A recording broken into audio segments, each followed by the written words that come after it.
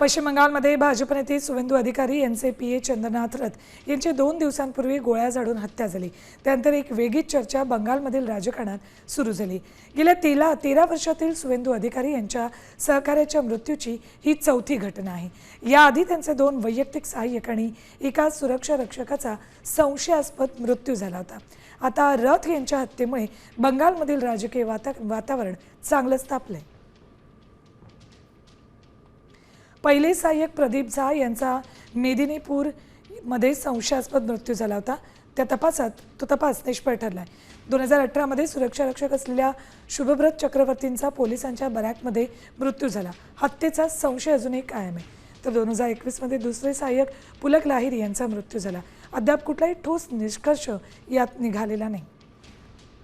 तर 2 दिवसांपूर्वी सहाय्यक चंद्रनाथ रथ यांची गोळ्या झाडून हत्या झाली। राजकीय कट असल्याचा आरोप होतोय। पश्चिम बंगालमध्ये भाजप नेते शुभेंदू अधिकारी यांचे पीए चंद्रनाथ रथ यांची 2 दिवसांपूर्वी गोळ्या झाडून हत्या झाली। त्यानंतर एक वेगळीच चर्चा बंगालमधील राजकारणात सुरू झाली। गेल्या 13 वर्षातील शुभेंदू अधिकारी यांच्या सहकार्याच्या मृत्यूची ही चौथी घटना आहे। याआधी त्यांचे 2 वैयक्तिक सहाय्यक आणि एका सुरक्षा रक्षकाचा संशयास्पद मृत्यू झाला होता। आता रथ यांच्या हत्येमुळे बंगालमधील राजकीय वातावरण चांगलंच तापलंय। पहिले सहाय्यक प्रदीप झा यांचा मेदिनीपूर मध्ये संशयास्पद मृत्यू झाला होता। त्या तपास निष्फळ ठरलाय। 2018 मध्ये सुरक्षा रक्षक असलेल्या शुभब्रत चक्रवर्तींचा पोलिसांच्या बॅरॅकमध्ये मृत्यू झाला। हत्येचा संशय अजूनही कायम आहे। तर 2021 मध्ये दुसरे सहाय्यक पुलक लाहिरी यांचा मृत्यू झाला।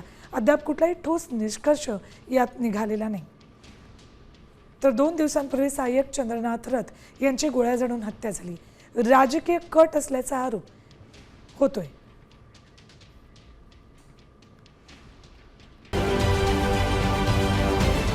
महाराष्ट्रातील सर्व बातम्यांचे विश्वासार्ह व्यासपीठ सकाळच्या सर्व सोशल मीडिया प्लॅटफॉर्मला लाईक, फॉलो आणि सबस्क्राईब करा। तसंच सर्व नोटिफिकेशनसाठी बेल आयकॉन प्रेस करायला विसरू नका।